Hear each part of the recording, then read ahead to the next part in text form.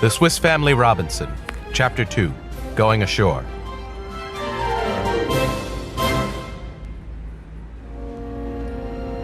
How could we move that heavy boat? I stood on the deck looking at the wreckage around us. "We need a lever and rollers," I cried. "Fetch me a sturdy wooden plank for a lever. We can make rollers from what's left of a mast." Fritz quickly brought a plank and I cut up a mast.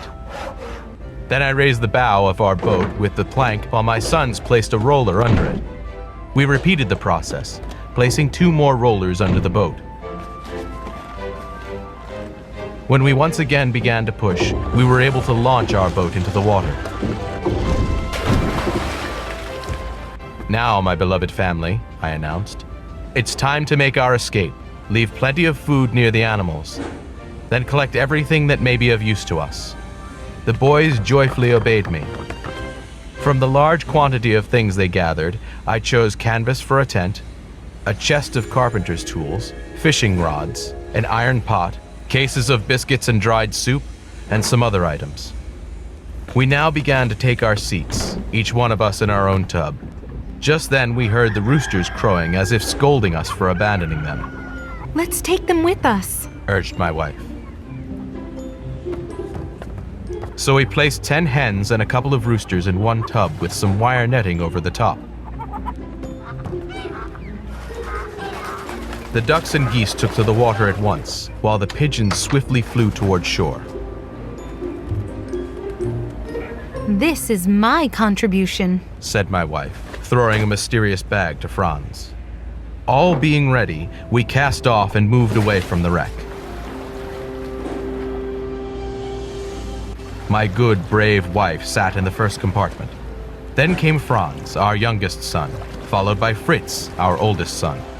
The center tubs contained our valuable cargo. Then came our third son, bold Jack, followed by Ernest, our intelligent but rather lazy second son. I stood in the stern, trying to guide the boat to a safe landing place. We had left the 2 large dogs, Turk and Juno, on the wreck. But when they saw us deserting them, they sprang into the sea after us. As we neared the shore, it appeared rocky and barren. The geese and ducks, however, found an opening between the rocks where a stream flowed into the sea. I steered after them, and we soon found ourselves in a small, calm bay.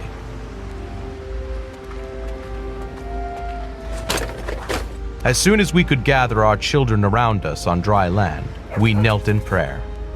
Then together we unloaded the boat and set up a tent. The younger boys quickly gathered moss and grass for beds.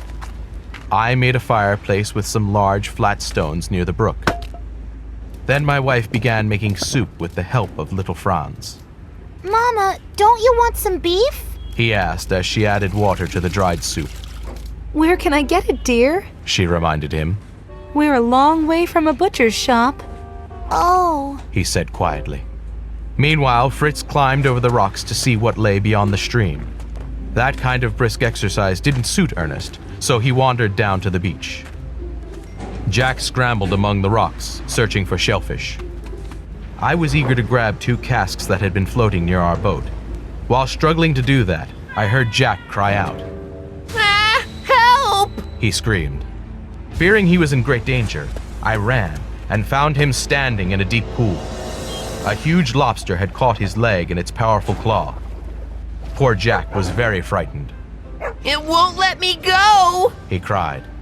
I grabbed the lobster firmly by the back, and it released its grip. Jack carried the lobster triumphantly to the tent. He urged his mother to add it to the soup, but she decided to save it for another meal. "Congratulations, Jack," I said. "You're the first to discover something useful." "I found something good to eat, too. Oysters," said Ernest. "But I didn't want to get my feet wet. And I found sea salt in the crevices of the rocks." "Never let me hear you object to getting your feet wet," I said. "See how quickly the sun has dried Jack and me?" My wife stirred the soup with a stick. "Our soup is ready, but how will we eat it without bowls or spoons?" "Oyster shells," Ernest exclaimed. The boys ran off to get some oysters.